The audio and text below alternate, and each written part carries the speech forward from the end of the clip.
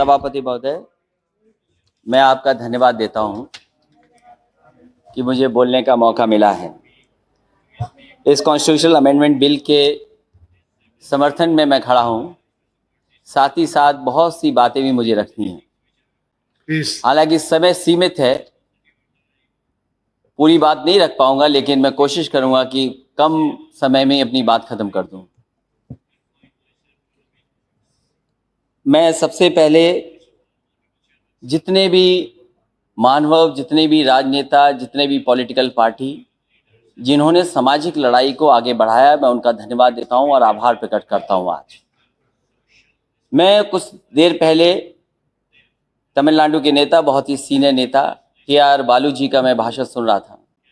उन्होंने संघर्ष और किस तरीके से पुराने राजनेताओं ने, जो इस समाज में सबसे पीछे हैं, सबसे दबे लोग हैं, जो हजारों साल अपमानित हुए, उनके संघर्ष और उनको कैसे सम्मान और हक मिल सके, उसकी कैसे लड़ाई लड़ी गई।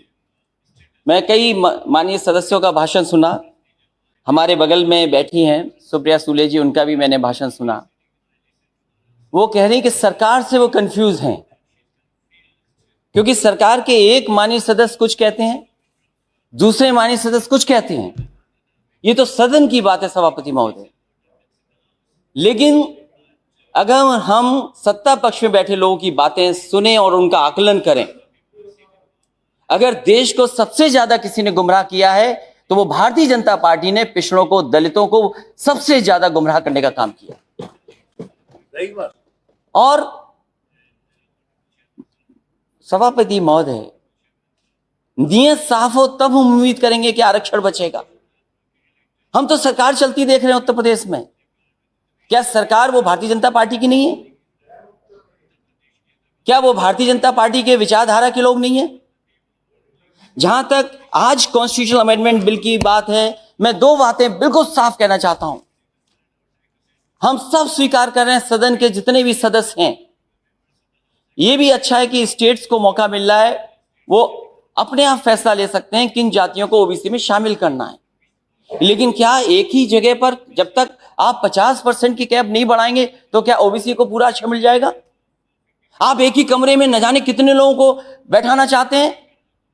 आप कहते हैं इसी सदन में, क्योंकि ये लोकसभा छोटी पड़ रही है, हमें एक सेंट्रल व्यवस्था बनाना पड़ेगा, क्योंकि बड़ा सदन बनाना है, हमें सब आराम से बैठ सके। तो आप अपनी सहूलियत के लिए तो बना रहे हैं सेंट्रल व्यवस्था, लेकिन आरक्षण जो सबसे मूल भावना रही मंडल कमीशन की, उससे खिलवाड़ कर रहे हैं। कौन नहीं चाहता जाति जनगणना हो? माननीय सभापति महोदय, हमसे बेहतर किसी ने नहीं देखा होगा कि जातियों में नफरत अगर कोई फैलाता है तो ये भारतीय जनता पार्टी के लोग जो नफरत फैलाते हैं। मुझे याद है चुनाव मत भूलिए, इन्होंने चेहरे आगे किए, इन्होंने चेहरे आगे किए कि ये ओबीसी मुख्यमंत्री होंगे, ये ओबीसी मुख्यमंत्री होंगे, ये ओबीसी मुख्यमंत्री होंगे। लेकिन जब मुख्यमंत्री बना तो कौन बना? ये हर जाति के अंदर नफरत फैला दी इन्होंने। इसलिए हमारी मांग है सभापति महोदय, जब इतना कॉन्स्टिट्यूशनल अमेंडमेंट बिल लाया गया है, तो जो सबसे पुरानी मांग रही है कि सब जातियों को गिन लिया जाए। आज भारत में सबसे बड़ा मुश्किल काम यह है कि हर जाति ये समझती है कि मैं आबादी में ज्यादा हूं। हर जाति को एक दूसरे से कंफ्यूजन पैदा किया हुआ है कि आप ज्यादा हैं जाति में, आपका हक छिन रहा है, आपको जो हक मिलना चाहिए वो नहीं मिल रहा है। तो सभापति मेरी मांग है, इस समय जब इतना बड़ा फैसला सरकार ले रही है और जब इनकी सरकारी पिछड़ों ने बनवाई है,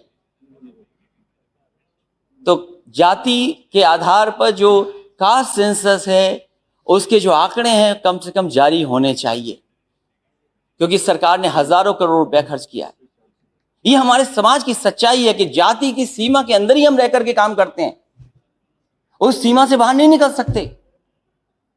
इसलिए जो सबसे बड़ी मांग हमारी है, एक तो आरक्षण की कैप बढ़ाई जाए, 50% से ऊपर किया जाए। वो सरकार स्वीकार करेगी कि नहीं करेगी?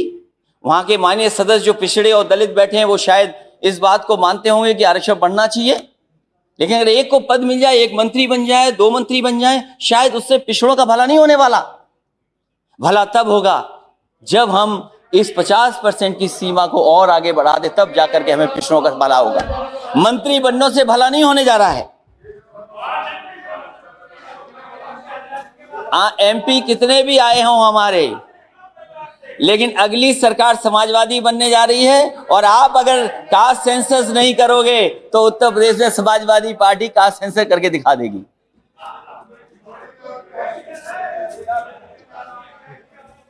और वो नारा जो सोशलिस्टों ने दिया सभापति महोदय, क्योंकि जब 50% से आगे की बात मैं कह रहा हूं तो वो नारा हमें याद करना चाहिए। सोशल लीडर्स ने दिया कि सोशलिस्टों ने बांधी गांठ, पिछड़े पावे 100 में 60।